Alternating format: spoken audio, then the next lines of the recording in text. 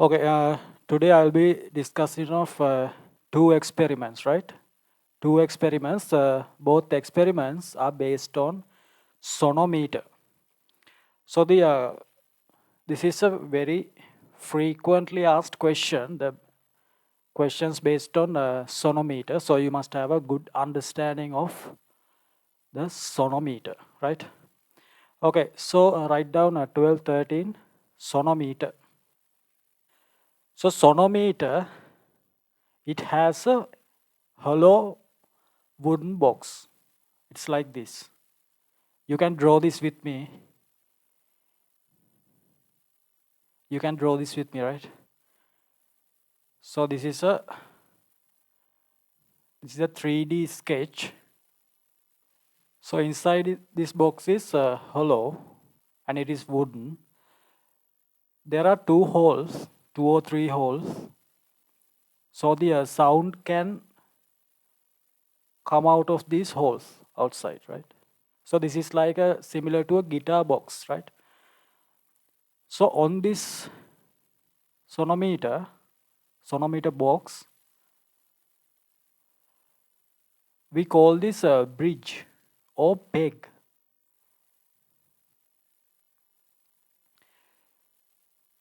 Then there are two nails. So this bridge is, we cannot move this bridge, or we call this peg. So it is a immovable bridge, or we call that peg, right? Then there are two movable pegs like this.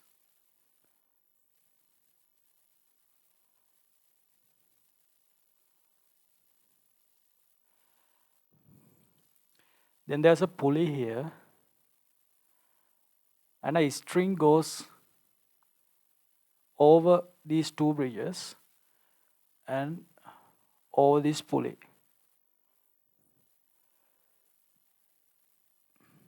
right? On these pans, you can put weights or loads. So you can change the tension of this string by putting loads onto this pan. Then there's another string like this. And it is connected to a screw here.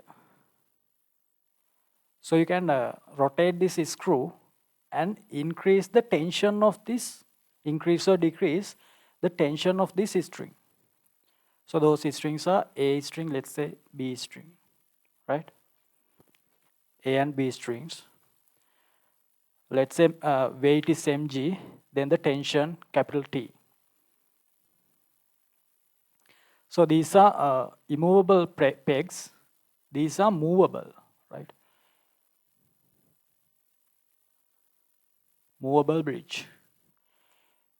Both are movable, right? So by changing the distance between immovable and movable bridges, you can change the length of this vibration.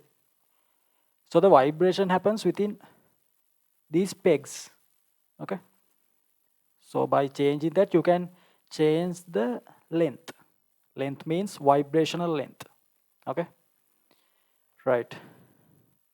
So this is a screw.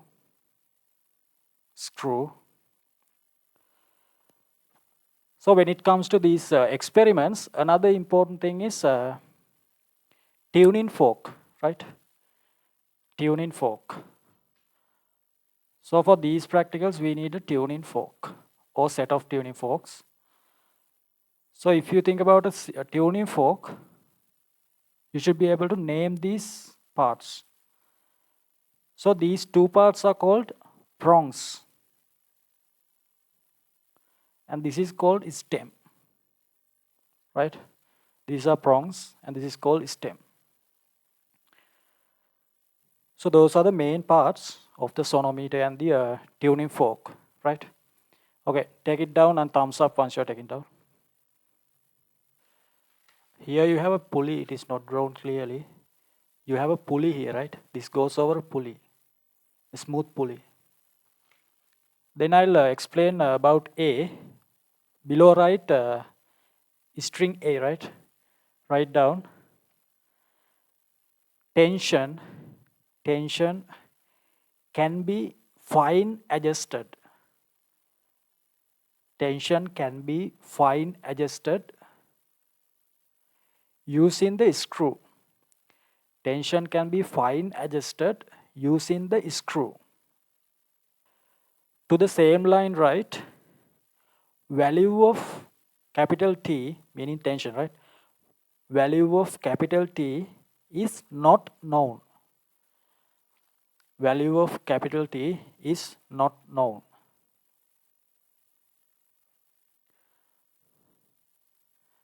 Quickly take the notes, right?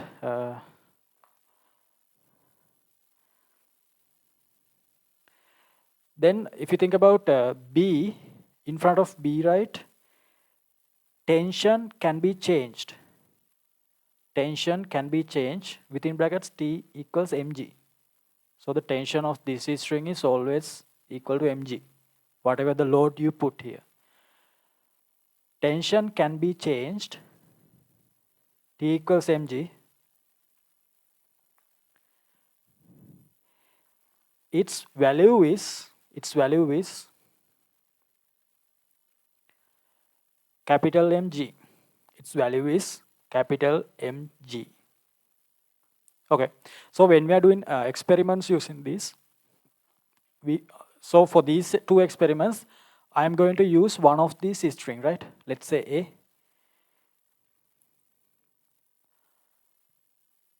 So the main equation we are using, this is like F equals ma in mechanics.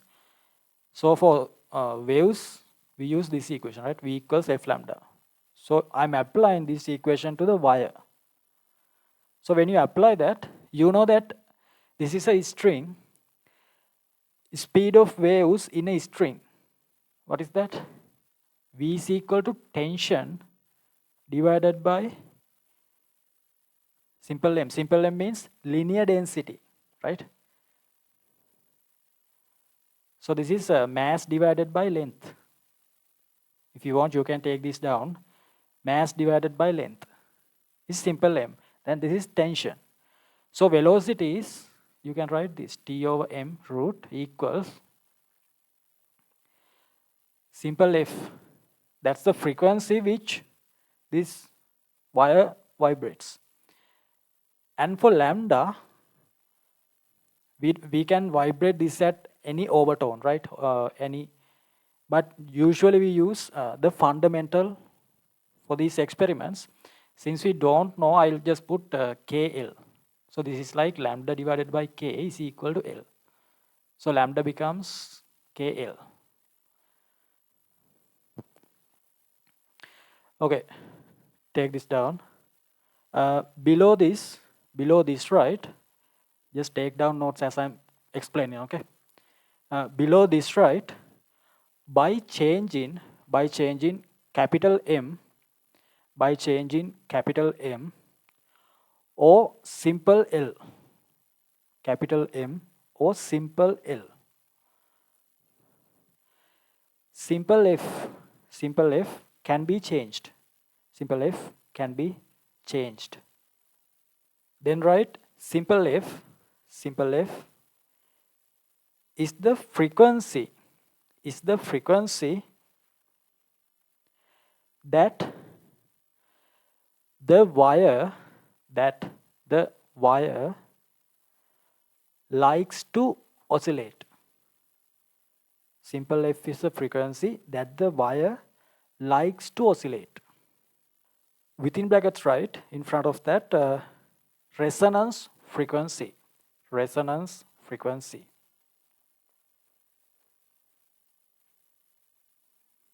Resonance frequency, you know resonance, right? Resonance frequency. Right. So at the resonance frequency, what happens? This wire will vibrate with the highest amplitude, right? It will have the highest magnitude. That's what happens at the resonance frequency. So if you remember the experiment, if you put a paper rider on this wire, so at the resonance frequency, it would fly away. Because at that point, if this has the resonance frequency,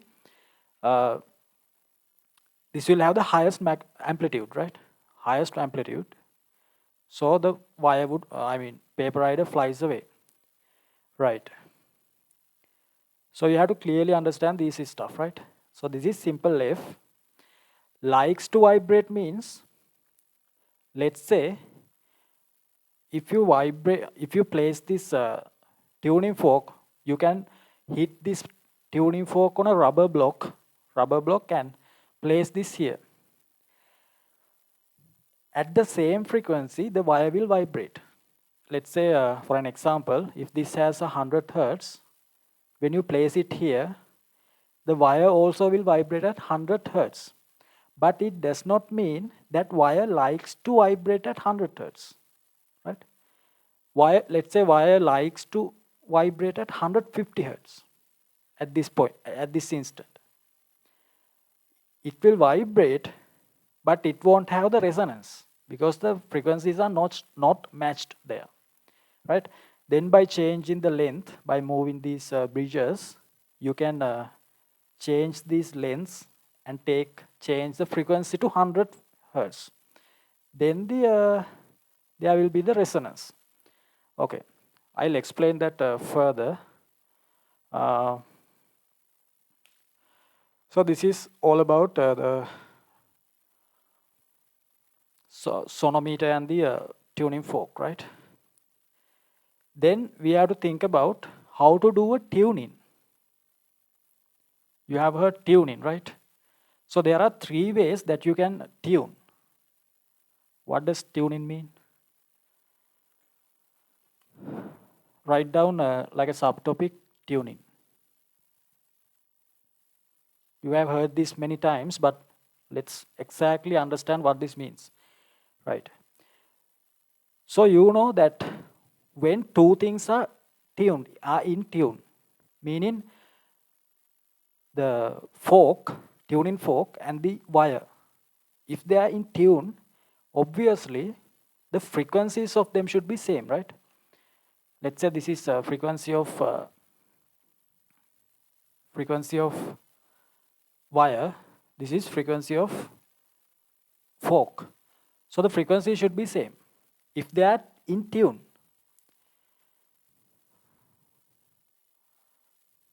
So we say this is tuned. But we cannot exactly say that, right? If the wires are tuned, obviously the frequencies are same. If 2 things are in tune, you cannot say the frequencies are different.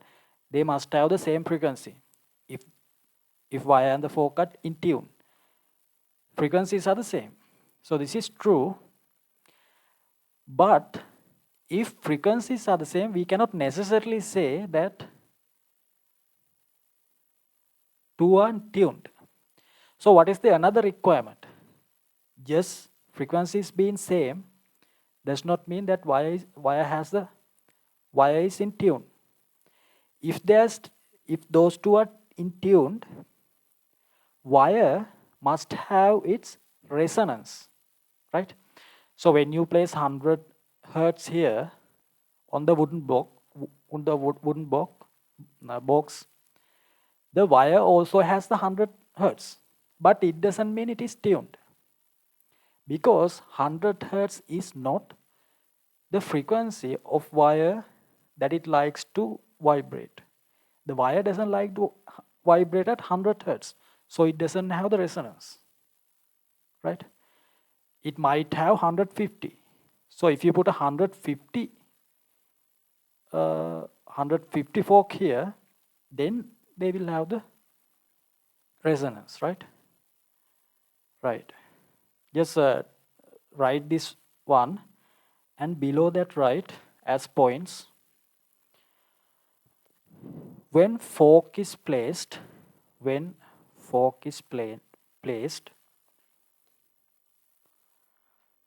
on sonometer box, when fork is placed on sonometer box, comma,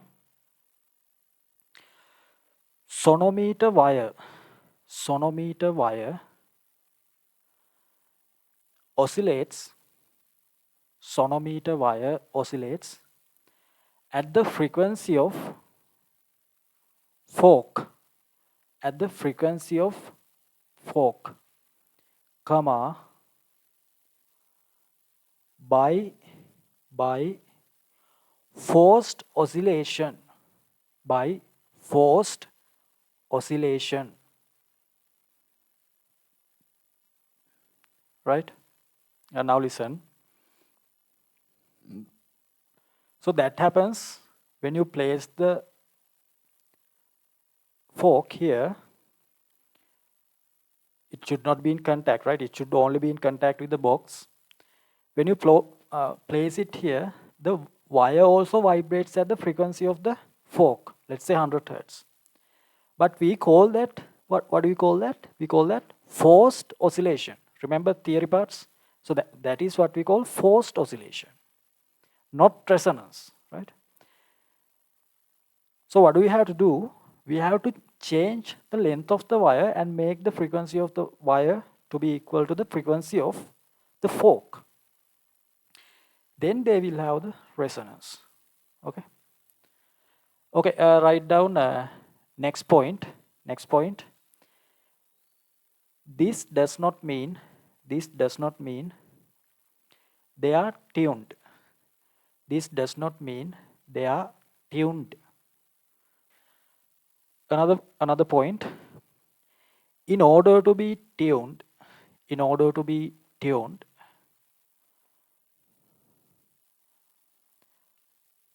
wire should be vibrated.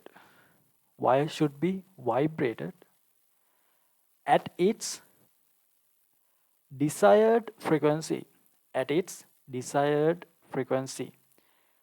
Underline desired frequency. At its desired frequency, comma, resonance frequency.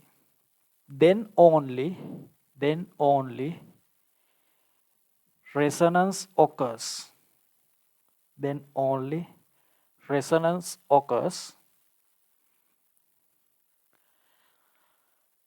Having the highest amplitude.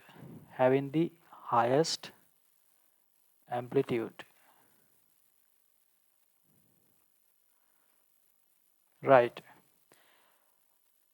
I think now you have a exact idea of tuning, right? Tuning. Then we have to talk about ways of tuning. There are mainly three ways to tune, right? To do what I just said.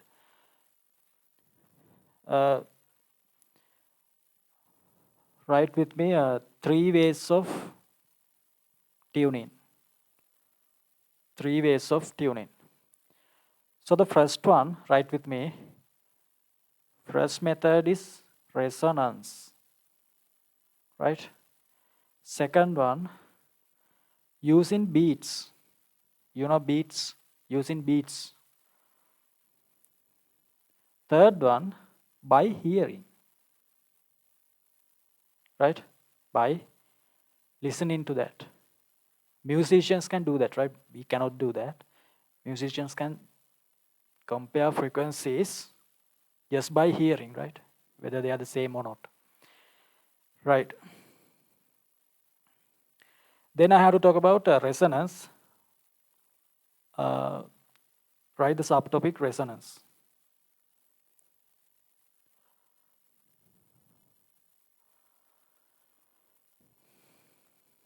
Okay. Now I'm only talking about just a one wire, right? We don't need yet this wire. I'm only talking about a one wire, right? So what do we do? If you need to tune using resonance, you need the fork. Let's say fork has 100 hertz. It doesn't, right? But let's say it has 100 hertz. You have to hit the prongs of the fork, right?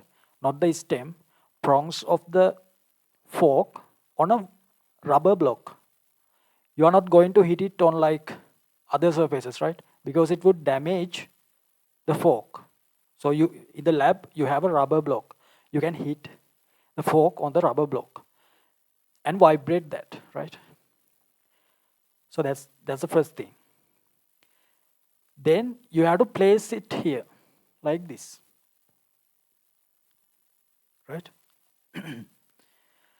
Then when you place it here, let's say 100 hertz, fork has 100 hertz. It has a certain frequency, right? It cannot vibrate at other frequencies. So the fork vibrates at 100 hertz. So by forced oscillation, the wire also vibrates at 100 hertz, right? But still resonance does not occur, right? Then what do? Remember you applied this equation to the wire, right? So let's say the desired frequency at this moment of the wire is 100 hertz, but the fork has a 100 hertz, right? This is 150. So in order to have the resonance, what should we do? We have to decrease the frequency of this wire into 100 hertz. So to decrease, what can we do? If you think about this equation, the easiest one to do is you need to decrease frequency, right? Natural frequency of the wire. So you can increase the length. You can increase that by moving this movable length to this side, right? So that is one way. That is the easiest way. Another way is if you need to decrease the frequency, you can decrease the loads. Loads here. You can remove the masses from here. Then you can decrease the frequency. So either way, you have to decrease this to 100 hertz. Now both wire likes to move at 100 hertz. So we changed its natural frequency to 100 hertz for the wire, right? Okay, now they are matched.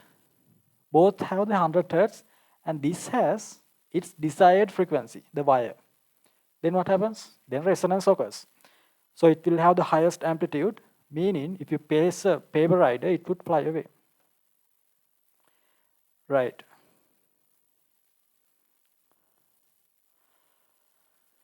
So you wrote resonance, right? Resonance. Under that, right? Vibrate. Under resonance, right? Vibrate tuning fork. Vibrate the tuning fork by hitting it on a rubber block. On a rubber block. Within brackets,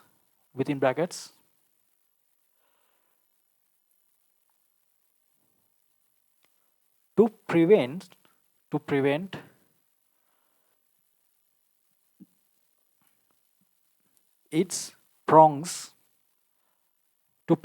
its prongs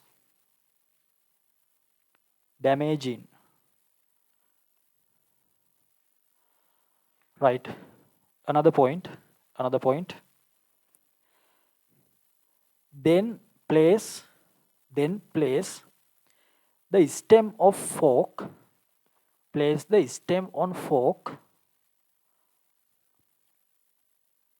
Stem of fork on sonometer box. On sonometer box.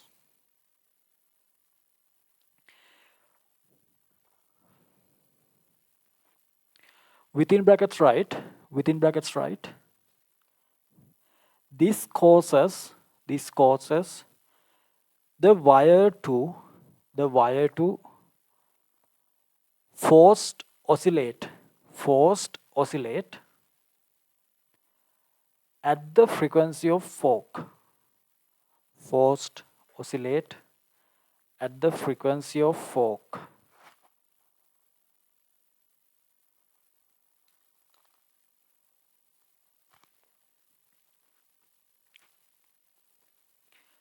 Okay. Now listen. Now you place the fork, right? You place the fork, tuning fork. Then the another thing is, so they are asking the exam, there are many ways you can place this fork, right? This is one of the way. Let's say this is the sonometer wire. This is sonometer wire, right? You can place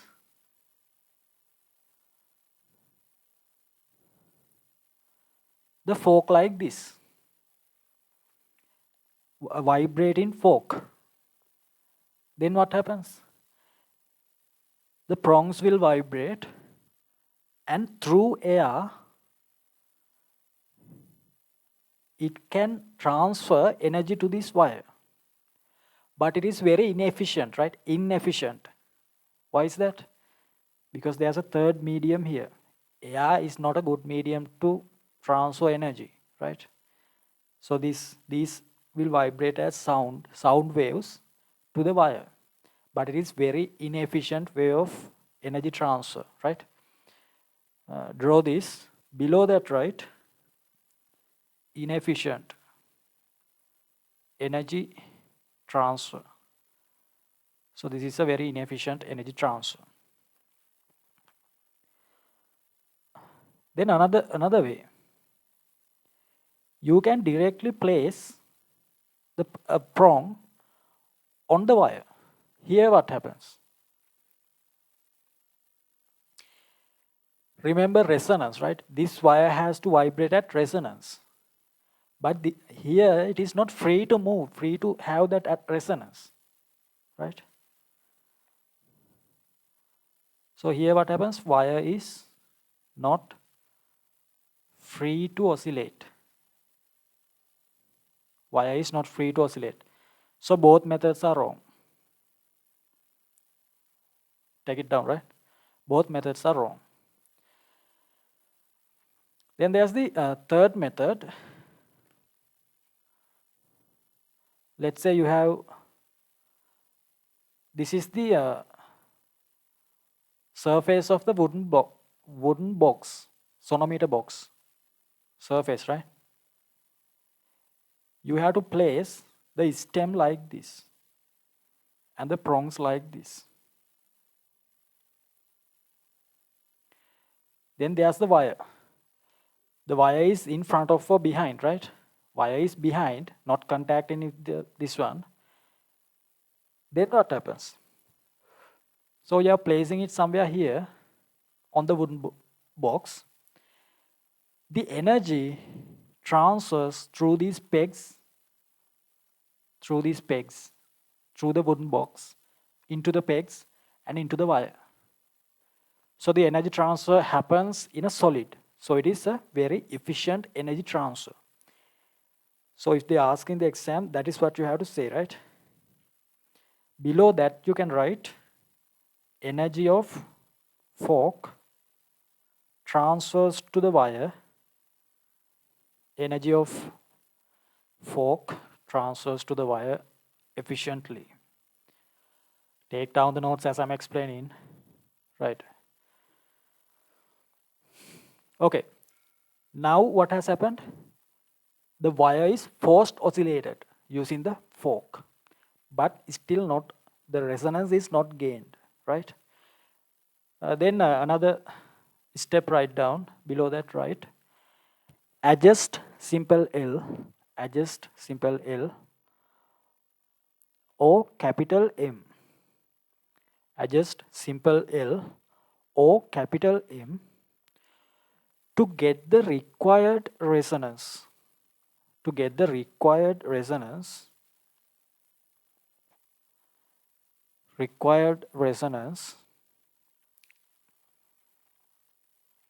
comma, so it matches with frequency of the fork,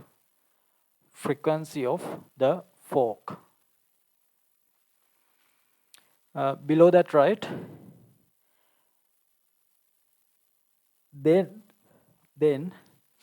the wire and the fork are tuned. Wire and the fork are tuned. Below that, right, another point. The paper rider would fly away. The paper rider would fly away. Okay, so that is a resonance, right? So that is resonance. Then the second one, beats, right? Using beats. So let's say this is the wave pattern in the wire. Sorry, a fork, let's say fork. And the frequency is F1. Then the another one is wire, right? The frequency is, let's say, F2. It has a wave pattern like this. Wire and the fork has F1 and F2 frequencies. So here you have to oscillate both simultaneously. So as you are hitting the fork on the rubber block, you have to plug this one, right? Plug this wire, and you place it closer. You are not contacting the fork on the box, right? You are just placing it like this. You are listening to the sound of both, sound of wire and sound of fork. You are vibrating them simultaneously. So let's say frequency of this one is 100, 110. Frequency of wire is 100, 100. Not 100, 100, 105. Then what do you hear? Then you are going to hear a beat frequency. So the beat frequency is the difference, right? F1 minus F2, that is 5. You are going to hear a beat frequency of 5 Hertz. If they are close, right? So when these two superpose, just draw this as I'm drawing, right? When these two superpose, the beat frequency is like this. So one of these is called beat, one beat. You hear a higher and lower sounds, right? So this is lower sound, then higher, then again lower. So beat frequency 5 Hertz means such sounds per second you hear 5 times. So if the beat frequency is more than 10 Hertz, then you are not going to hear any beats, right? So that's what happens, right? So beat frequency called FB, F1 minus F2. Just take the magnitude of the difference. Okay, take this down.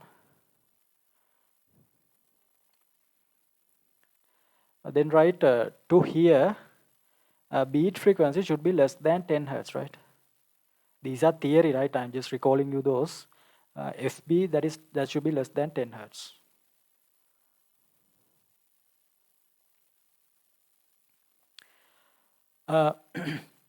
Put a star mark here. Put a star mark here. This is the most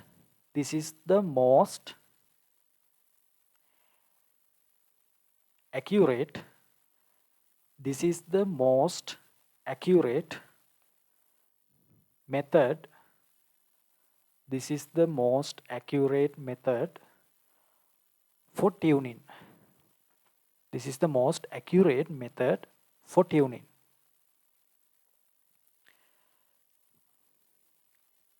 Full stop. But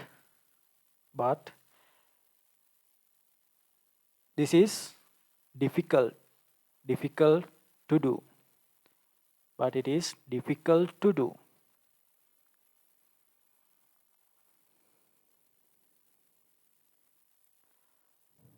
Right?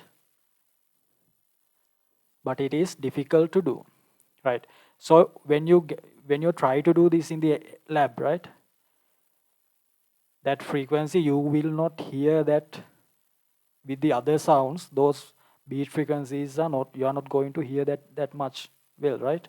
So this method is somewhat, not somewhat, it is difficult actually, right? That's why we use that paper rider method for resonance. That method is not that accurate because you don't know at which point exactly that paper rider is going to go away, right? Fly away. This method is less accurate, but it is easy, right? This method is not easy, okay? Right. So what should you do? You have to make, now you have to make sure that these frequencies are the same. Now you are going to hear a beats, right? Then what do you do? You have to change the frequency of the wire by changing the length or the load. Then once they matches, what happens? F1 equals F2. Then beat frequency is going to be 0. When the beat frequency is 0, then we say, these are tuned, right? So this is a very accurate method, but difficult, right? We can exactly say whether they are tuned or not here. Because, yeah. Okay, below this write, quickly write, right? Vibrate, fork and wire, vibrate, fork and wire at the same time. Vibrate, fork and wire at the same time. Another point, change the length of wire, till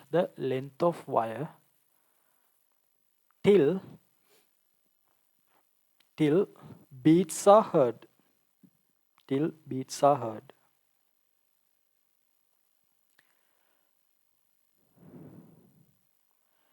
And the third one, further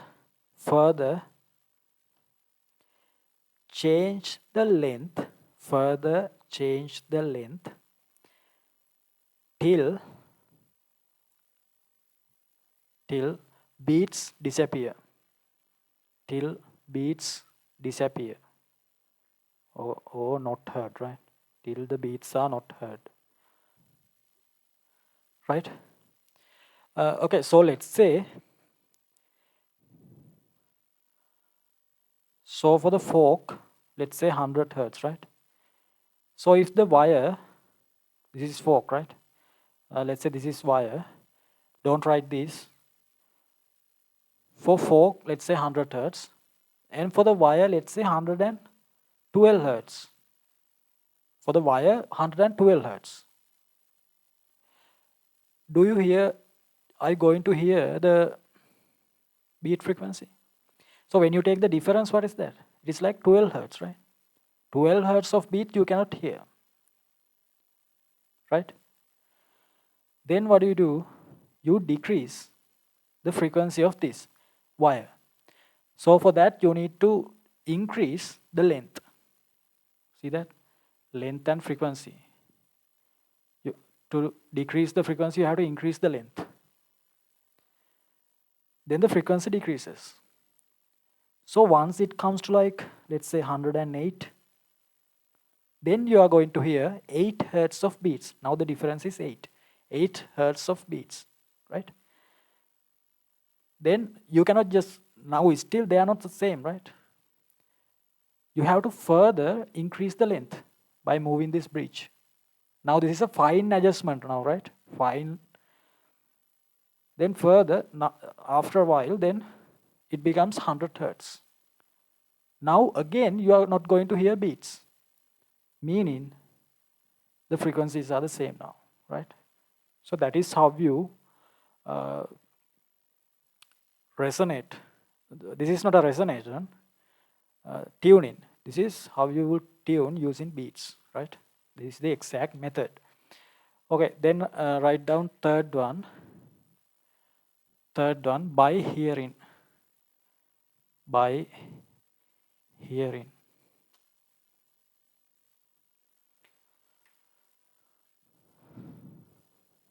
Hearing or listening.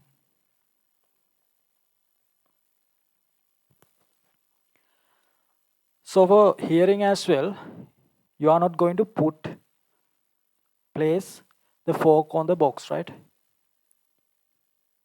Same as beats. Again, you are listening to this one at one time separately, right? You plug the wire and listen to that carefully, the frequency of that wire. Then you plug the fork or the wire, fork, you listen to that. Then a musician, we cannot say that actually, right? A musician can say whether these two have the same frequency or not. So that is how they tune those musical instruments, right? Have you seen that? Like, so when someone trying to tune a guitar, they asked the one having the organ to play C, right? Then by listening to that, he remembers that frequency of C. He identifies that. Then by remembering that, listening to that, he fine tune his guitar into C. So the musicians can do that, right? Okay.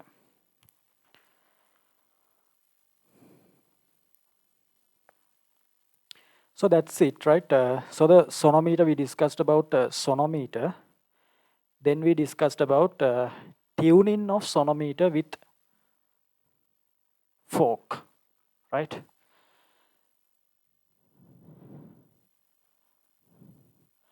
Then we can move on to the practicals. Write down 12. This is the 12th practical. Write down the topic. Finding unknown frequency. Finding unknown frequency of a tuning fork.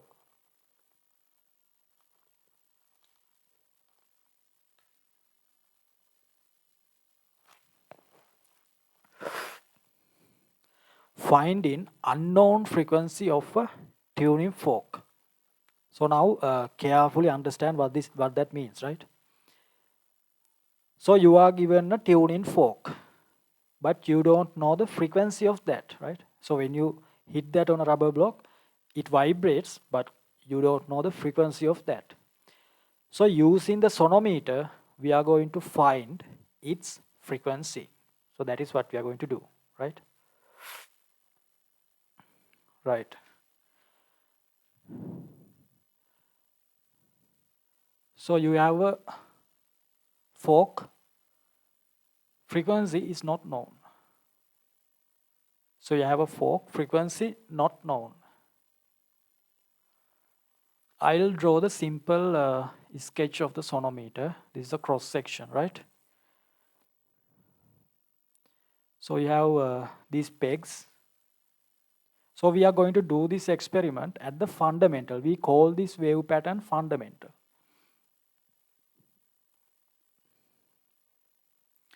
Then these attached to here. Another part is attached to the pulley. It goes over the pulley. And we have the weights here. Let's say mg. Then the tension is T, which becomes the tension of the wire. Right?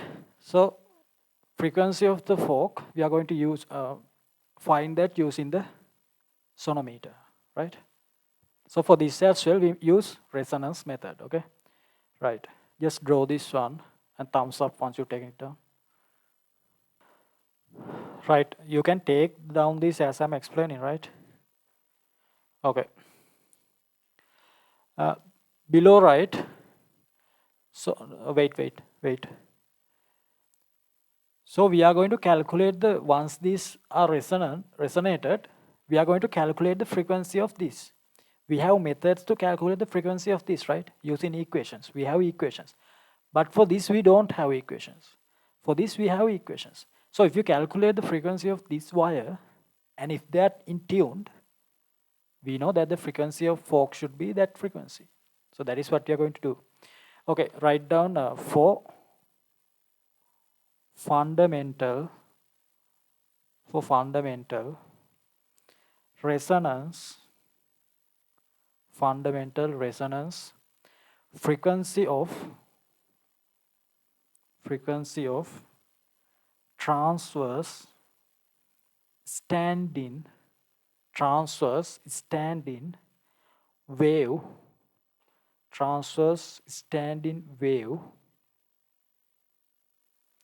in sonometer wire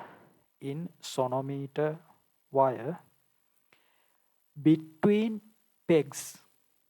Pegs means bridges. Between pegs, comma, right. So what does this mean? Wire between the pegs, we are going to apply V equals F lambda. It is like applying F equals ME, right?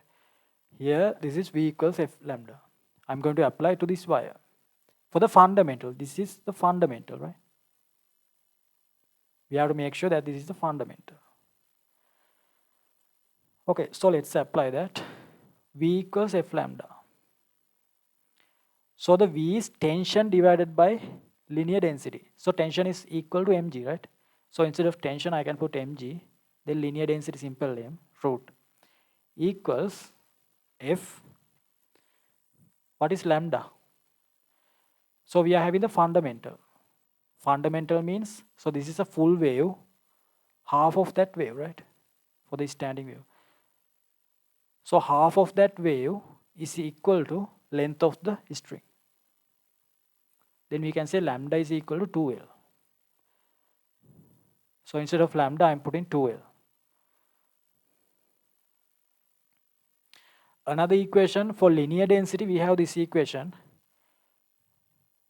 I mean, mass of string divided by length, or cross section multiplied by density of material. Just write this down and thumbs up.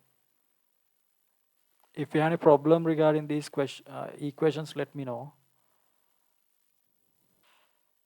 Now we have this equation, right? So what do we have to do? We have to find this simple F. Simple F is the resonance frequency of the wire, right? But since it is resonated, it is also equal to the frequency of the fork. So if you found this, meaning you have found the frequency of fork. If you found the frequency of the wire, you have found the frequency of fork. Okay, simple L, you know that simple L.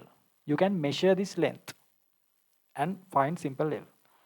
Linear density, you can find that using this equation. So that is mass divided by length. Or you can measure the cross section of the wire. You need a piece of wire, right? Like wire sample of this. Then you can measure the cross section and you know the density. Let's say copper or something. You know the density of copper. Then by multiplying that, you can find the linear density. Then simple M also is known. G, we know that. Capital M, we know the load applied here, right? So in the experiment, you have 500 grams of loads here. You put in those loads, right? So you can directly get the load applied. So if you know all these values, only thing you don't know is the frequency.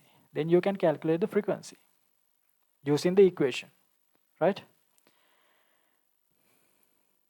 So that is what we call a direct calculation. That is a direct calculation. Just using one set of things, we can calculate that. But here we are going to use a graphical method. We are going to draw a graph. So remember the last two practicals I discussed about graphical method, right? So in order to find a value, why do we use a graphical method? Even though we can calculate it using just a direct calculation. The reason is you need to minimize random errors, right? That's why you use a graphical method for this. Other one is when you need to verify something. When you need to verify an equation, then also you have to find a graphical method. But here you need to find a value using the graphical method. The purpose of that is to decrease the, minimize the random errors, right? So that's all you have to say if they ask that in the exam, to minimize random errors, right? Okay, write down, below this write down, direct calculation, a direct calculation can be done, a direct calculation can be done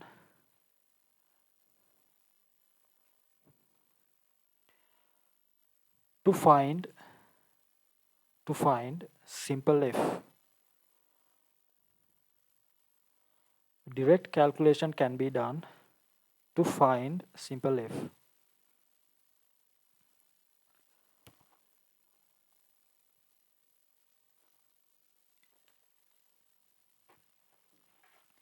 But a graphical method is used. A graphical method is used. Within brackets, right? To minimize random error. To minimize random errors.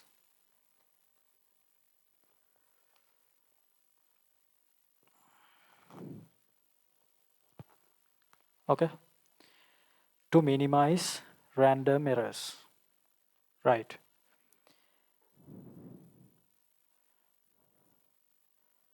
Right. So then I am going to draw a graph, right? Graphical method. Listen carefully. So this is the equation. V equals f lambda. For lambda we got 2L, right?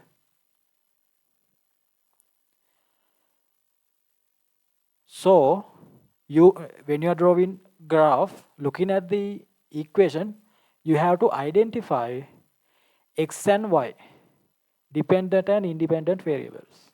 Dependent and independent variables. So when you look at this experiment, you have to think about which one you can easily change. You only have a one fork, right? So you cannot change the frequency. In this experiment, this is not a variable. This is a constant, okay? Because you only have a one, you are going to find a one value. So f is not a variable. Simple m doesn't change, right? Simple m doesn't change. It is just the linear density. We cannot change that easily. G does not change.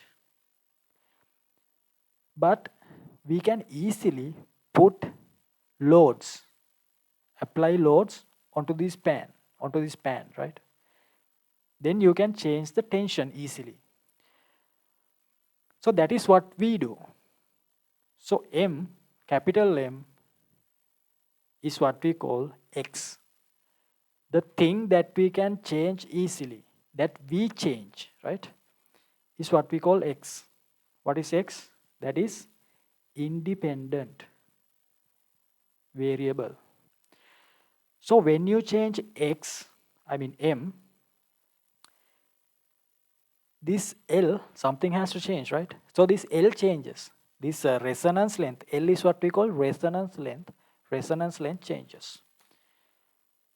So for Y, we can choose simple L. It could be 1 over L or L squared or something like that. Somehow, L is related to dependent variable. Dependent variable. You can take it out. Okay. So capital M is within a root, right? At the last experiment, for the time, oscillations of time, time period of a simple pendulum, do you remember we squared both sides, right? What's the reason? To increase the accuracy, right? There's a reason for that, right? So if they ask in the exam, this is just to increase the accuracy. That's what you have to say. F is squared for L is squared. Square the both sides. Then you have to separate capital M, that is x, right? Write other stuff here. Simple m, put simple f squared here. 4 also. This is capital M. L squared. So what do you get? L squared equals G divided by 4m f squared capital M. Now we clearly have y equals mx. So L squared is going to be y, and this is going to be gradient. I'll say m dash, right? Because this also has m. In capital M, that is simple x, dependent variable, right? Take it down and thumbs up. So this is the theory, right? This is the theory. Then we need to get, for the graphical method, we need to get a bunch of values for dependent and independent variables, right? So we need to have a table. Capital M, simple L. So you change capital M, right? Load here, you change, let's say you put 0.5 kilogram. And then you vibrate this and do the resonance. I explained that earlier, right? Do the resonance, and there's a paper rider that flies away, those stuff, right? Then you can measure the resonance length. So for 0.5, you have a resonance length, let's say 5 centimeters, right? Likewise, you just increase the load you are putting here. And let's say you need to take about 6 readings for M and L in order to draw a graph.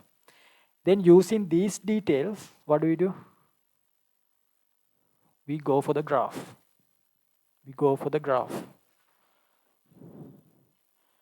So y is L squared, x is capital M.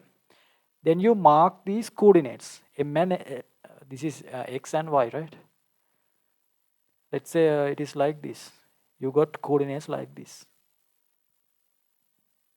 Then you draw the best fitted line. If the best fitted line goes through and it is a linear line, I mean it is just a straight line which goes through the 0, then what can we say? If it goes through the 0, this y equals mx is proved, right? Not proved, I mean it is correct. Just take this down. You go for the table, then for the graph. Right. Right. So we draw the graph, right? Let's say you got y equals mx. So when you are doing the experiments, you might not get a graph like this, right? You might get something like this. Then what do? You have to redo the experiment, right? There are some major mistake that you have done in the experiment if you get a graph like this. So you have to redo the experiment. Now being more careful, right? Till you get a graph like this. These are not as easy as we are just discussing, right? When you are doing the experiment. So that's why it is very important that you do the experiments at the school, right? If you have the chance there. Right. If not, okay. Right. So we drew the graph, right? We drew the graph. So from the graph, we are going to find the frequency. What can you extract from the graph? You can calculate the gradient, right? Gradient, which is m dash. Using the graph, you can calculate the gradient. So the gradient is equal to what? This one. G divided by 4m f squared. You know the value of gradient. You can calculate the value of gradient, right? G, you know the value. Simple M also you know the value. Only value is f squared. So using this one also you can find simple M, right? Sorry, simple f. Then we have a problem, right? So this theory is built thinking that the wire vibrated at fundamental frequency. Fundamental frequency means, so the shape of the wave pattern should be like this. But exactly we don't know that, right? You know, this has overtones. First overtone, second overtone, like that. So the wire could be vibrating at these ones as well. We don't know whether it is fundamental or not. So to make sure that this wire vibrates at the fundamental frequency, there's a method, right? Just write down this. Write down how to make sure that the wire vibrates at fundamental frequency. So this is the method, right? Within brackets, right? Move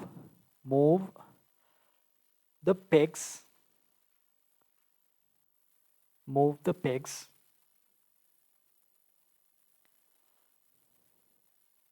closer. Move the pegs closer. Full stop to the same line, right? Place vibrating fork.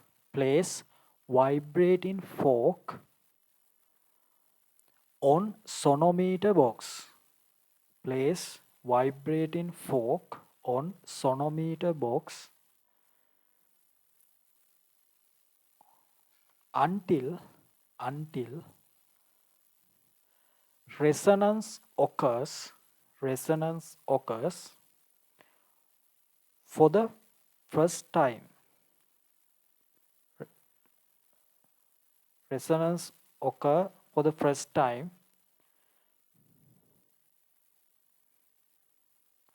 while increasing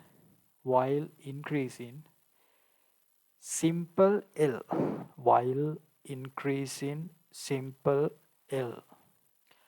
So I'll explain this. I know you didn't understand that, but writing that is enough, right? Writing this will be enough. If they ask how to make sure that it vibrates at fundamental, so you have to bring the pegs closer, right? So the vibrating length is minimum.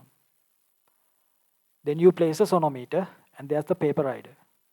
While vibrating, you are placing the sonometer again and again. You keep increasing the length. At a certain point, the paper rider flies off. Then there's the resonance. So for the first, if it flies for the first time, then we can say it is the fundamental frequency. That shape, right? Not an overtone, just the fundamental frequency. You can think. So that is what you do there. But I'll explain that further, right? To have a precise understanding of this, using an example. Let's say you have the tuning fork which has 100 hertz, but you don't know, right? You don't know that. You still don't know that. Let's say it is 1000 hertz. That's the frequency of tuning fork. So what are the variables? Capital M, right? Load you put in and the length. M and L are the variables. So you're going to change these. So let's say at first you put a 0.5 kilogram load onto the pan. Then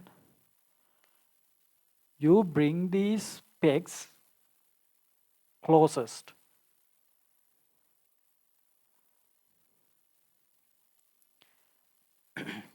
Let's say F naught is the fundamental frequency of the wire. Let's say it is 2000. Then we have first overtone, that is going to be 4000. Then 3F note, that is going to be 6000, right? 3 times the fundamental. So these are the overtones, right?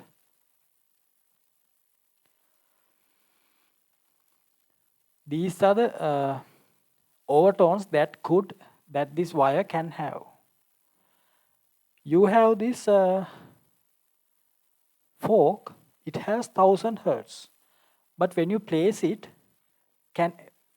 if these are the cases for this length, for the minimum length, can there be a resonance? You cannot, right? Because this is 1000, the minimum frequency that this wire can oscillate is 2000. You cannot have a resonance. Then what do?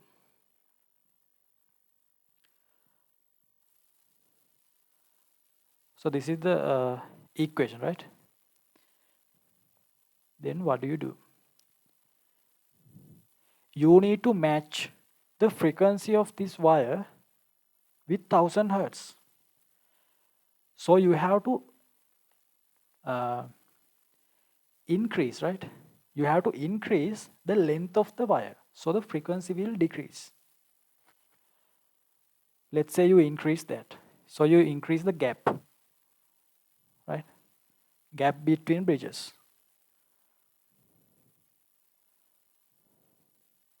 And let's say you get a fundamental like 1500. Then this could be 2 times. This is 2 times, so 3000, 4500, right? Still you don't have the fundamental frequency. Then what do? Then you further increase the length. Let's say now you got fundamental frequency of 1000. Then other one is 2000. Other one is 3000. Right? Now what's the case? Now you place the fork and the paper rider flies away. Because there is the resonance. This 1000 and this 1000 matches up. Right? This 1000 and this 1000 matches up.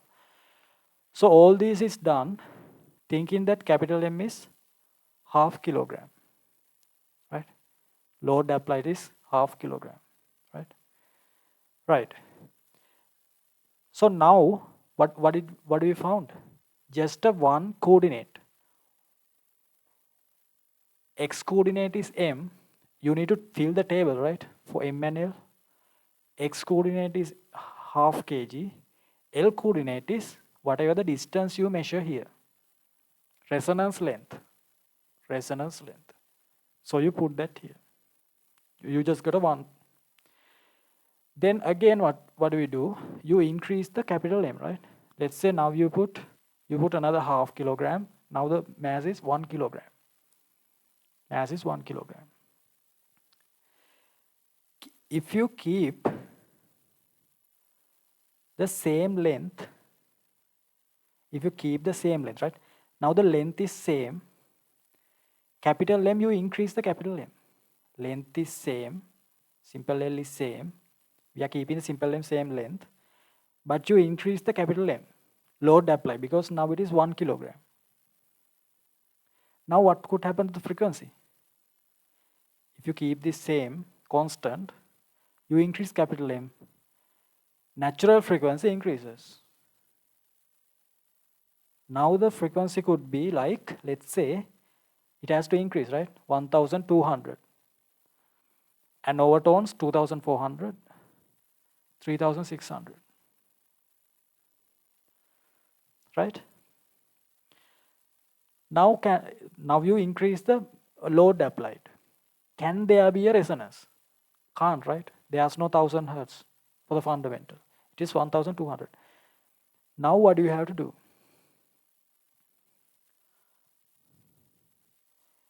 You have to increase length again to find the next coordinate. So when you increase the length, frequency decreases. This 1200 decreases to 1000. It can decrease to 1000. You have to do this till it decreases to 1000, right? Then the overtones are 2000, 3000. Now matches. Then what do? You measure this length. So this is going to be the second coordinate. Now the mass is 1 kilogram, length is, so that is the second coordinate. Likewise, you have to find 6 coordinates in order to draw the graph. Okay? Right.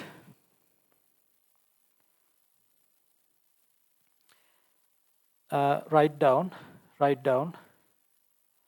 You again have to observe this, right? I think you might not have this is somewhat complicated. You might not have a perfect understanding. Just again think about this, right? Right. Write down this. Theory is built considering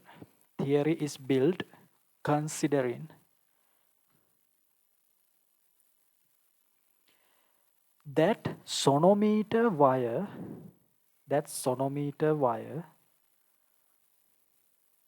vibrate sonometer wire vibrates at its fundamental frequency.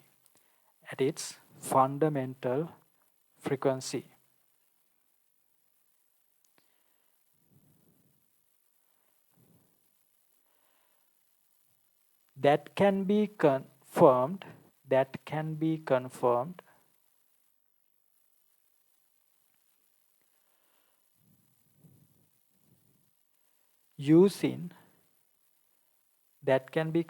using the note below.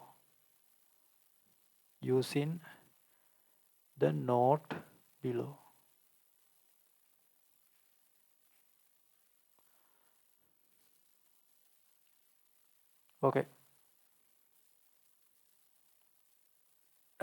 Take down everything.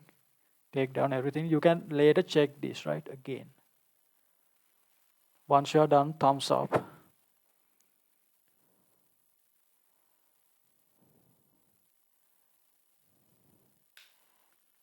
You need to have this in-depth understanding, right? So you can answer any question they ask, right?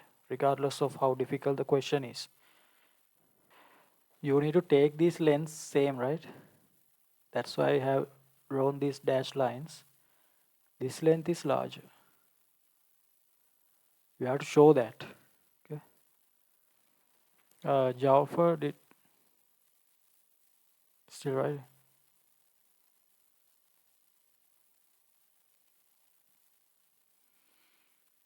Everyone right? Okay.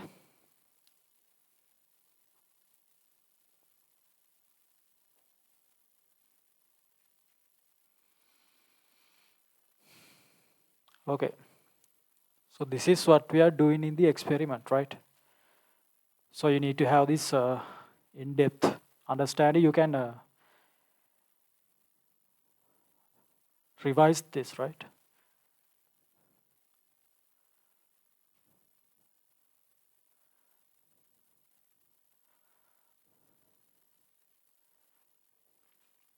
Right. Another point. So for gradient, we got this, right? We got this. Take it down. M dash equal to this one. So these are usual stuff. So M dash is known, right? From the graph, always you can take a value for M dash. Below right,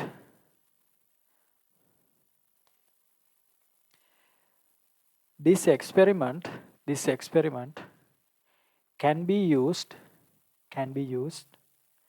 to find simple g.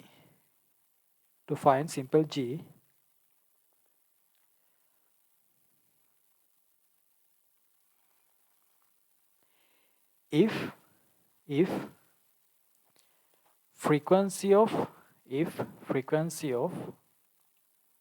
tuning fork frequency of tuning fork is known. Frequency of tuning fork is known. So if you know this one, you can calculate G, right? If you know this earlier, I mean, if you have a known tuning fork, you can find the G, right? So they might ask, using the sonometer, calculate simple G. So that is a creative question, right? So you have to remember that. Not remember, I mean, if you understand that, so there's a way to do that. But the purpose of this experiment is not to find G. Purpose is to find simple F, right? But if they ask, so there's a way, right? So they are not going to ask the same question, right? They will be creative when they're asking questions, right? Then another point, this is a normal point, right? Another point, when tension of wire is considered,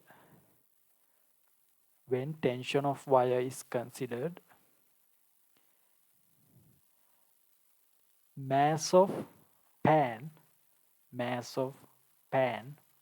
means on the balance, and hook, mass of pan and hook should be added.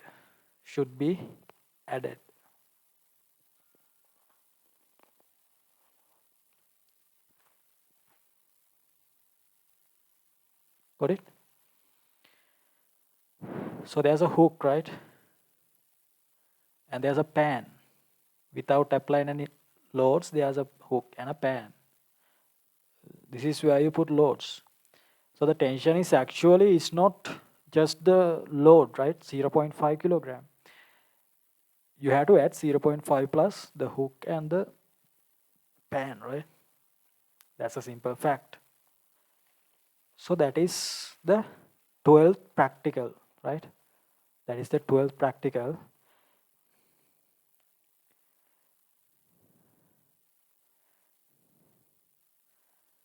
Then write 13.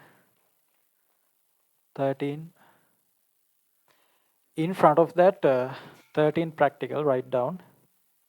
We can quickly do this, right? Write down verification of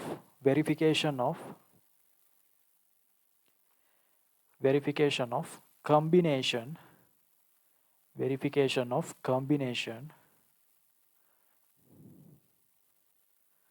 between frequency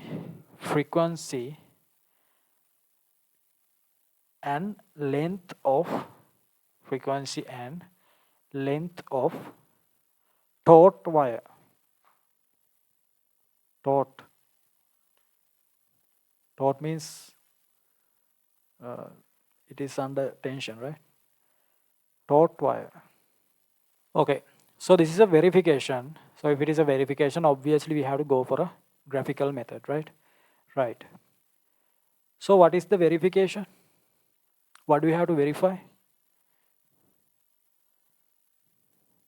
So V is tension divided by simple M, right? This is F times 2L. For this one also, we are using the same principle. We are going to have the fundamental frequency. So lambda is equal to 2L. Then this is frequency, right?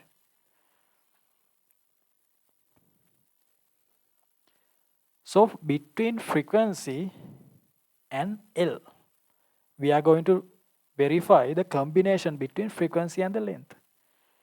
So here we are keeping this to be constant, velocity to be constant.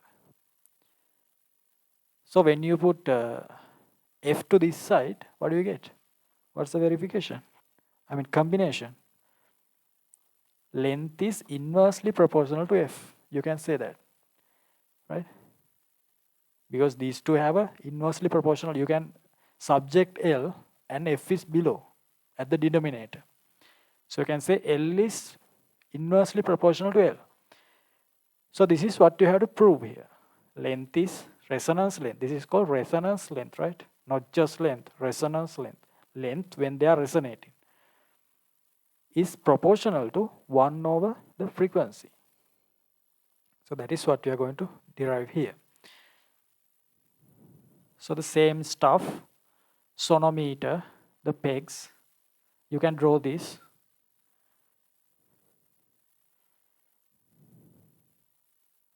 With me, draw this.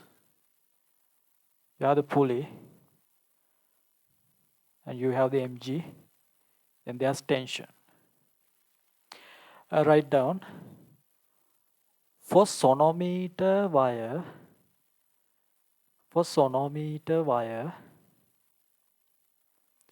between pegs, when it makes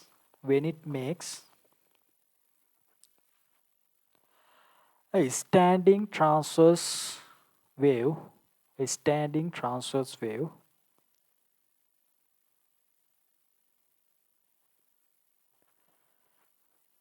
at fundamental resonance frequency,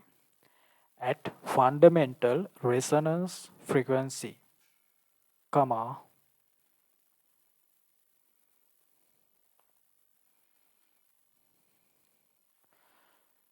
meaning that you are going to apply that V equals F lambda to this part, right? When it oscillates at the fundamental. So V equals F lambda. Lambda divided by 2 is the length of the wire, this part. Not the whole wire, right? Only this resonating part. So lambda is 2L. Just substitute.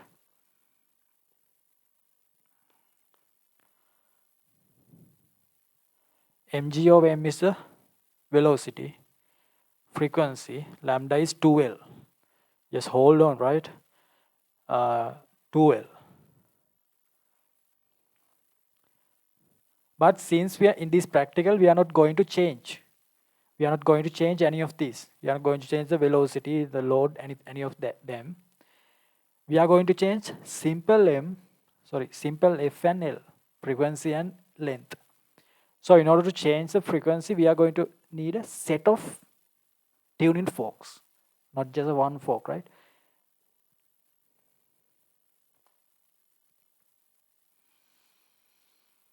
Right.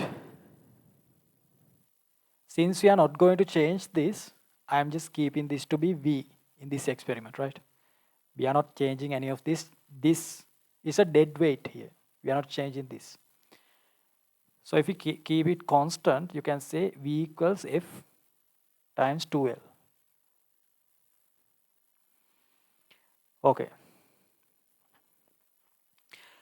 So what we are going to do here is, in the experiment, you have a set of tuning forks.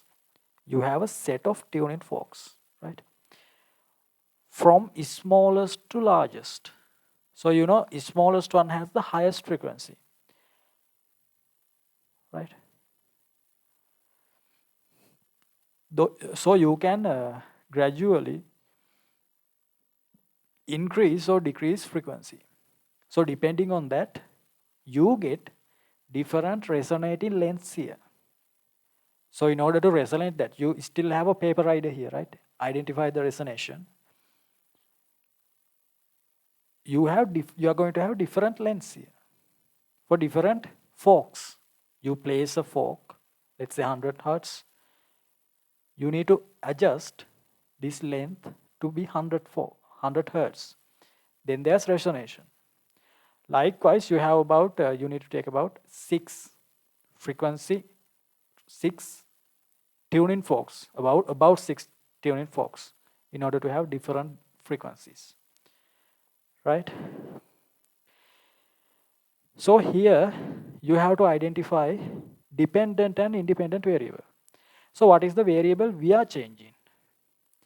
Easily we can choose a fork, right? You have a set of forks, you can choose a fork. you get the fork and you place it. So we are doing that, right? So f should be related to x. X means independent variable. Independent.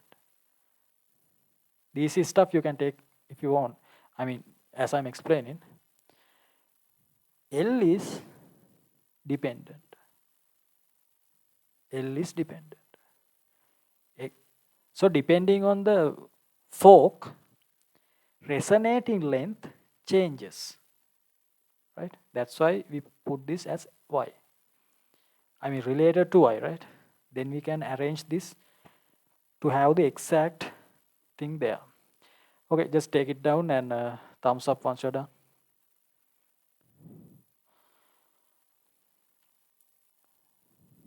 Just get this done now, right? You don't have again, you don't have a time to do this later. So under full focus, you have to understand these and listen, right? You have to have that.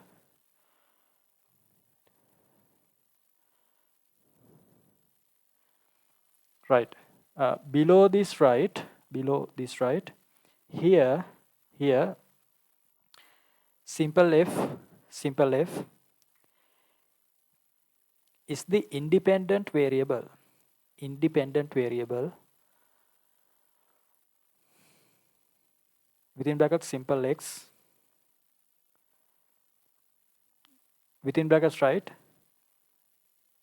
We change it. Close brackets. Then simple L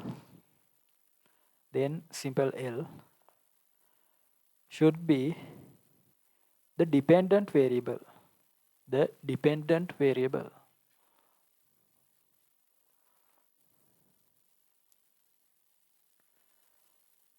Within brackets, because it changes according to simple f. It changes according to simple f. Okay. So the graphical method, now we identified dependent and independent variables. Now we can build the theory. So we are keeping this. So usually this V, I'm going to subject that L. So F times 2 goes to the other side, right? So it becomes V over 2. You can write it as V over 2.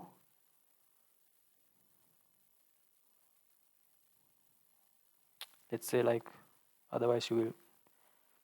V over 2, just cross multiply, right? You have to subject L. V over 2F equals L by cross multiplying that. Then you can change sides. L is equal to what? V over 2. Instead of 1 over F, you can separately write it like this. Then frequency is related to the X, right? So you can say that this term is X. This term is Y. And the gradient becomes this. Purpose of this experiment is not to find the velocity, right? Purpose of this is to verify this, okay? But as an extra advantage, you will find the velocity of that as well. But it is not the purpose, right? Okay, so you draw, just take it down and thumbs up. So it doesn't matter, it is the night time, right? Like you have to have the full focus, don't stay like drowsy, right? You need to have the full focus here, right? Then it is done. Once you have the full focus, it is done here, right? At the class itself. Right. Okay. So y equals mx. So we are going to draw a graph. Before drawing the graph, you need coordinates, meaning x and y coordinates. So how do you find that? That's why you need to do the experiment, right? So you get a one fork,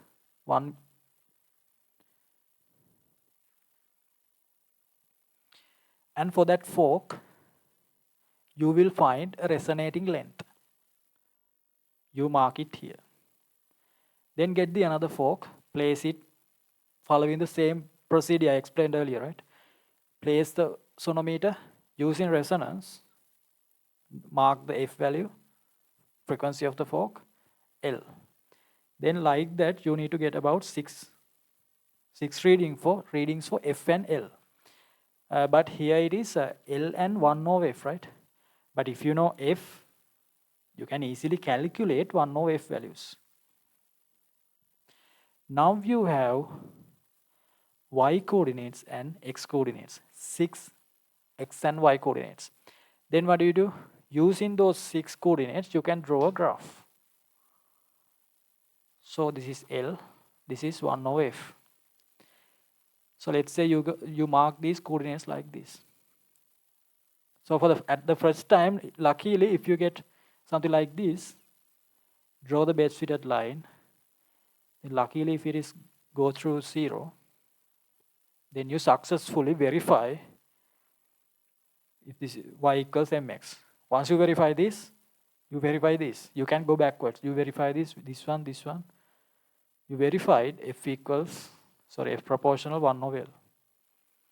So that is how you do the verification. Take it down. First the table, then the graph, right? Below this, right? Below everything, right? Unlike in 12th means previous fraction. Unlike in 12th, graphical method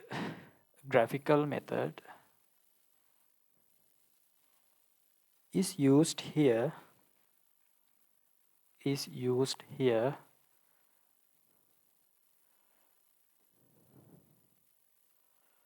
to verify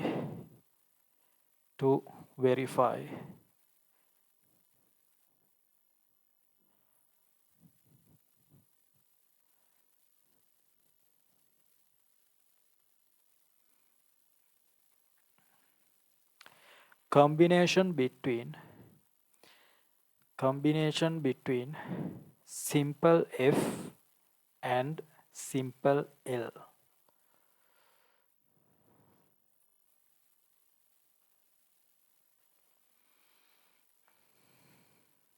Right?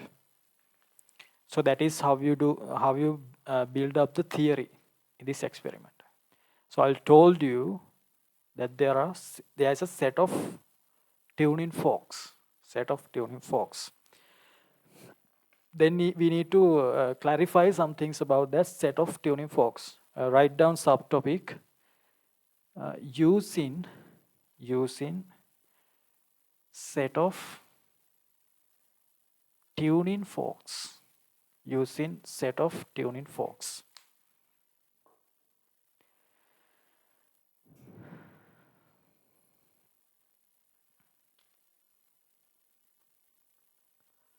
Right. So in the lab, there's a small tuning fork, right? Small one. Smaller the fork, higher the frequency. Then slightly bigger, like that. You can draw this as I'm doing that. Sorry, not the stem, right? Sorry, wait. Stem does not matter, but these prongs, length of these prongs increases.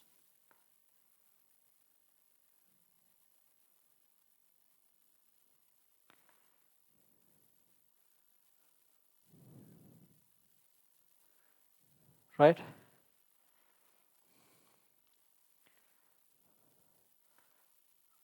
So to this side, frequency decreases. Okay? Time period increases. When it vibrates, time period increases. So this smallest one has highest frequency. highest frequency. This has lowest frequency. Take it down.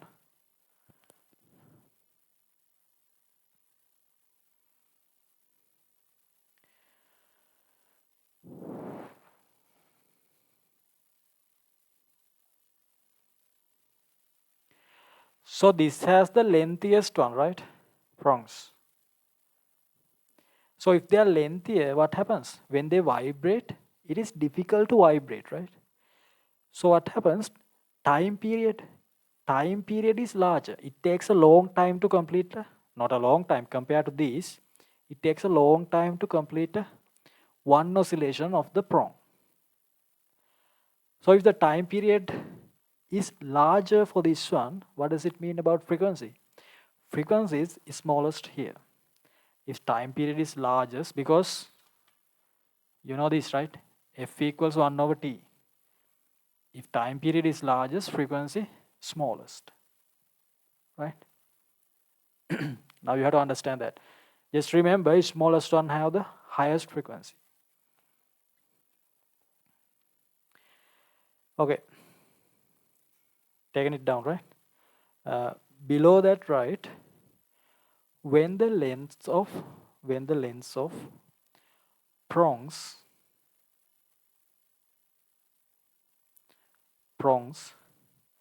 increases,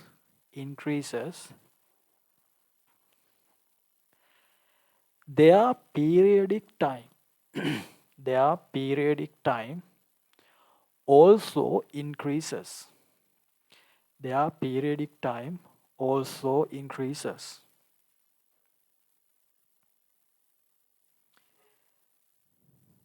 Likewise, frequency decreases. Frequency decreases. Right? First, you have to understand that.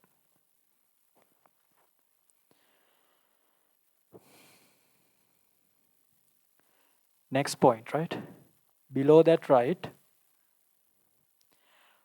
Practical starts from the lowest frequency fork. Starts from the lowest frequency fork to make sure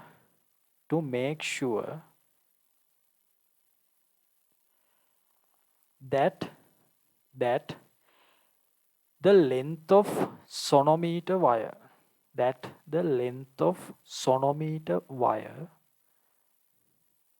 is enough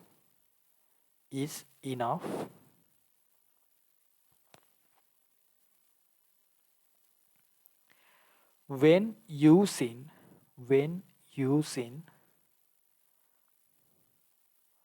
all the forks.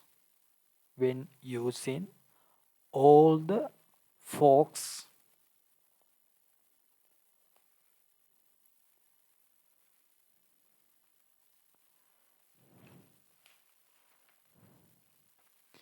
Another point,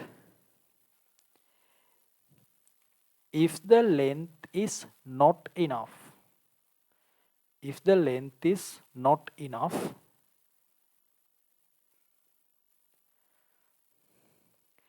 decrease capital M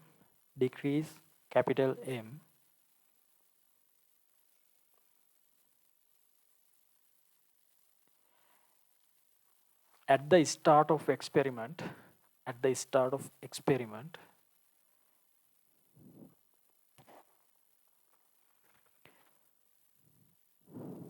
So the length of wire will be enough for all the forks.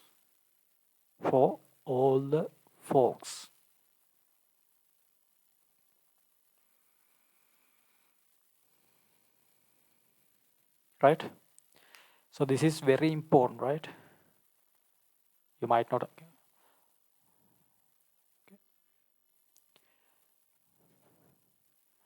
Right. So you have this length, right? Sonometer wire length, right? Sonometer wire. So in this experiment, you have the set of forks. You know this combination? L is proportional to 1 over F. Inversely proportional. So they say, so you have a set of sonometers, right? Sorry, set of tuning forks. So for different tuning forks, you are going to need different lengths. So when the frequency decreases, length required increases. Length required increases, right? So what do? We get the smallest frequency. What does it mean? We get the smallest frequency. For the smallest frequency, we have the highest length, right? Let's say that is 50 centimeter. So for the smallest frequency, we have this highest length. So smallest frequency is this one, right? This one. So all the other ones, the frequency is higher. So for higher frequencies, we'll have the less length. So in the experiment, you have to first make sure that we can use all the tuning forks when you are doing the experiment. So what do? We get the largest, meaning lowest frequency tuning fork and place it. So for that tuning fork, we will have the largest length. So for other tuning forks, length will be sufficient, right? Because for those, it is less length, right? So we start the practical. You have to first make sure that it is enough. So let's say it is not enough. You just keep increasing the length, still the paper rider does not fly away. There's no resonance still. Then what do? For the lowest frequency, you have the largest simple L. To get the largest one, you don't have enough length. Then again think about the equation. mg over m, f times 2L. So what's the problem? In order to gain this lowest frequency, you don't have enough L. You can do this, right?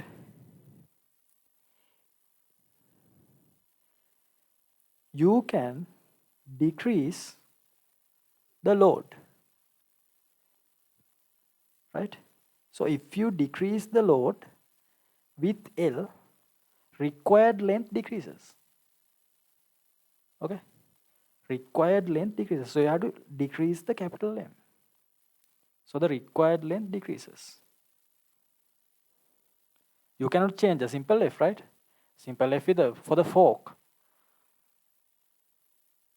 So at the start of experiment, you have to do this adjustment. If it is not enough, right? If the length is not enough, you have to you have to remove weights from the pan and make sure this length value will be sufficient, right? So if this is like 1 meter, you have to make sure by decreasing this, you get a 1 meter for this resonating length, right? It should be actually less than 1 meter, right? Because at the edges, we are not doing that. So like that. Write this equation down with the arrows under that point. Done. This equation only, right? With the arrows. So again, decrease the length. I explained that in the sentence. These are extremely important, right? They often ask these questions in the exam, okay? You can answer them only if you clearly understand these. So pay full attention.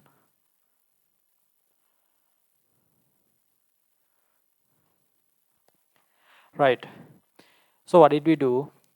We got the lowest frequency and make sure that the length is going to be enough for all the tuning fork.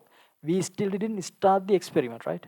We just make sure that the length is enough of the sonometer. Sonometer length is enough, right?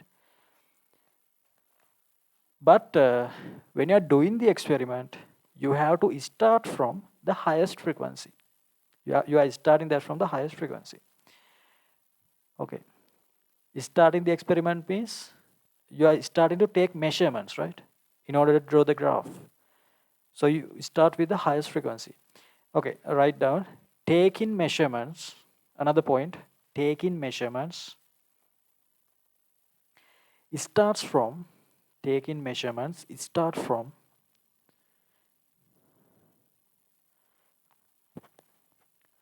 highest frequency. Highest frequency fork. Highest frequency fork within brackets smallest one. Highest frequency fork within brackets is smallest one. In descending order, in descending order of frequency, in descending order of frequency. So we make sure length is enough using this largest one. Then taking measurement is done starting from the largest frequency, smallest tuning fork. Right. Then the draw a line to separate that. In the experiment, you need to make sure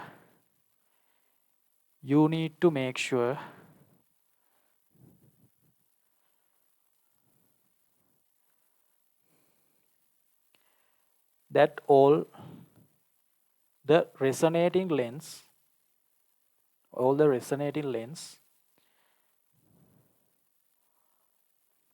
are for the fundamental. Resonating lengths are for the fundamental.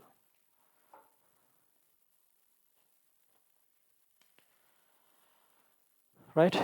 So how do we make sure that? Now we are thinking about resonating, right? So for each, we start from the smallest value. Same as before, right? We start from the smallest value. Listen carefully. You have to get the bridges to the closest, right? Very close.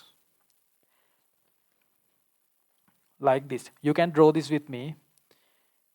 Like this. It is a similar graph, similar diagram as earlier. You bring it to the closest, right? The pegs. Then let's say for this, you get 2000, 2F0, 3F0. So it is 4000, 6000. So the fork given is, for an example, this is example, fork given is, it has 1000 hertz. Fork has 1000 hertz, right? We need to match this with these are frequencies of wire. So it is not enough. Then what do? We need to decrease the frequency of wire. How do we decrease that? By increasing the length. If we increase the length, frequency decreases. Because we need to get this frequency to 1000 hertz. Let's say we slightly increase the length by moving the peg. Then let's say it comes to 1500. Then 2F should be 3000. Then this should be 4500. Still we didn't get, right? Still we didn't get the resonance. Then we further increase that. Let's say now you got 1000, 2000, 3000. Now it matches. with this 1000. Then resonate. Then you mark this length, right? This is the resonating length. Earlier ones are not resonating lengths, right? Those are just lengths. This is the resonating length.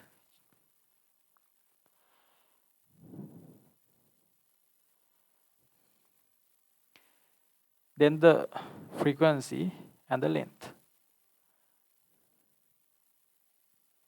Now we have one value there to fill the table. This is the value, 1000 and L, right? 1000 and L. So remember, we started from the largest frequency, right? Then to get the another fundamental, we have to get the in the descending order. We are taking forks at the descending order. Let's say you get a fork like 800 hertz. I'm using these numbers for the simplicity, right? Actually, there's no forks like 800, right? The forks are like 256, like that. Okay, so 800, I take a 800 hertz. Now I'm not changing this length, keeping the same distance. Now, we know F is 1 over L, right?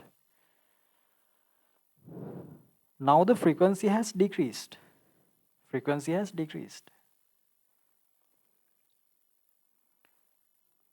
So what should be the, if the frequency has decreased, what should be the frequency here remains at 1000, right? Frequency of the fork is decreased, but if you are keeping the same length, it is still 1000, right? And overtone becomes 2000. Another one 3000.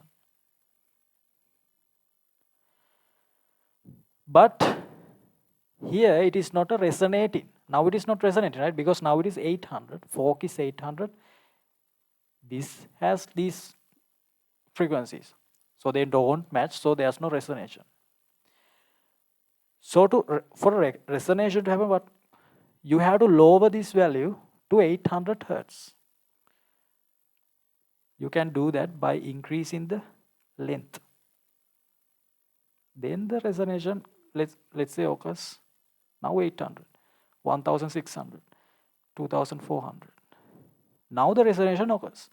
So this is the second resonating length, L2. Then you mark that and the 800, right? Likewise, you need to get 6 cases, right? So you can understand that doing the experiment is not that easy, right? Right. Take this down and thumbs up if you have taken it down.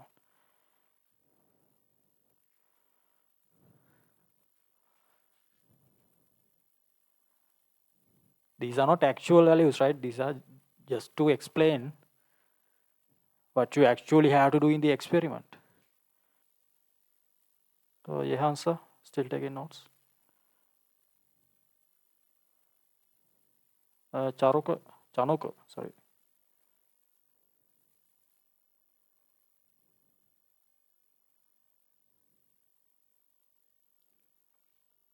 Right. You have to again revise this, right? And study what I just said, right? Okay. Then the last point of this experiment. So from the experiment, we saw that m dash is equal to v over 2, right? Remember? Gradient is equal to, m dash means gradient, v over 2. And we drew the graph. So from this, actually you can find velocity of the wave. So it is 2 m dash. M dash value is known, right? Write this down.